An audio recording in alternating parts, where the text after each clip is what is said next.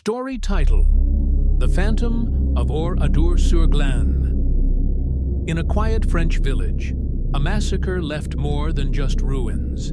It left behind a restless presence, one that haunts the charred remains to this day. What followed the bloodshed was something far more chilling. This is the true story of the Phantom of Oradour-sur-Glane, a lingering specter from one of World War II's darkest days.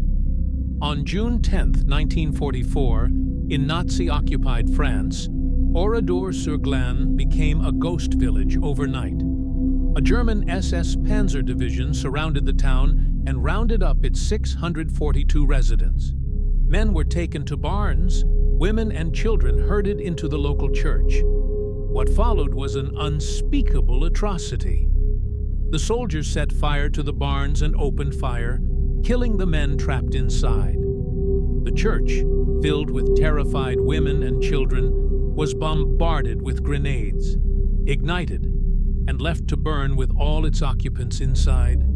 But even as the flames died, the horror did not end. The haunting begins. Survivors and rescuers who entered the ruins in the days that followed were met with strange sensations. The silence of the village was oppressive, but at night it became something worse. People reported hearing screams carried on the wind, like the echoes of the final moments of those who died in the massacre.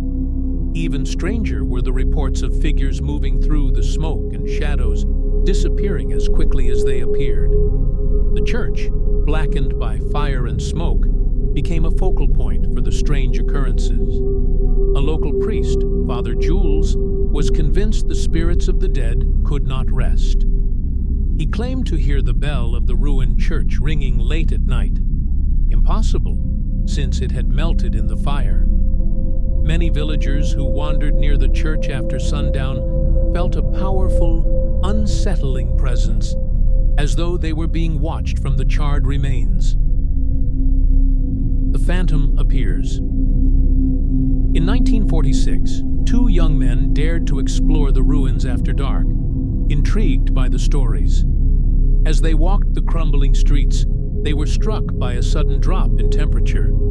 The air grew heavy, and they heard faint footsteps behind them. When they turned around, there was no one there.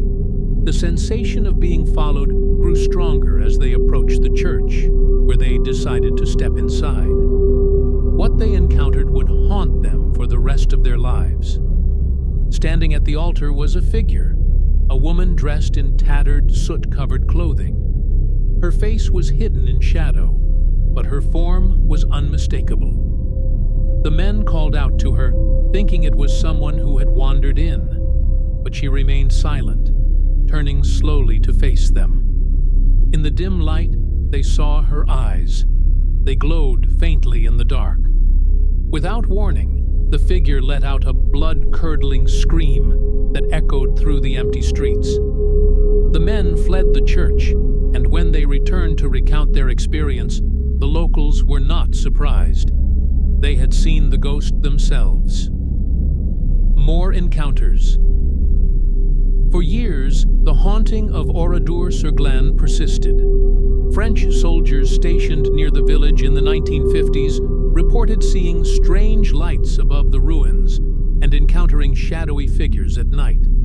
Some tourists who visited the preserved site spoke of camera batteries draining inexplicably and cold hands brushing against them as they walked through the streets. In 1972, paranormal investigators attempted to capture evidence of the haunting. Using recording devices, they captured eerie sounds, whispers, footsteps, and even faint cries.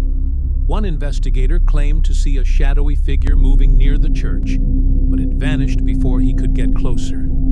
The investigation did little to disprove the legends. In fact, it only fueled them. For the locals, no scientific explanation was necessary. They knew that the massacre had left a scar on the village, one that even time could not erase. They believed that the spirits of Oradour's dead were still trapped, reliving their final moments in an endless cycle of sorrow and and anguish. A haunting reminder. The French government declared the ruins of Oradour-sur-Glane a memorial, a place where the horrors of war could never be forgotten. Visitors who walk the empty streets today often report an overwhelming sense of grief, as if the village itself is still weeping for the souls that were lost. But for those who stay after dark, the experience is even more unsettling.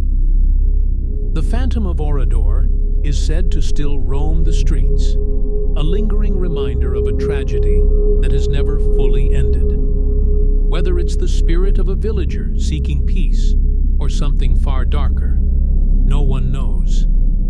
So, if you ever find yourself in Oradour-sur-Glane, remember, the dead are still here, and they may be watching.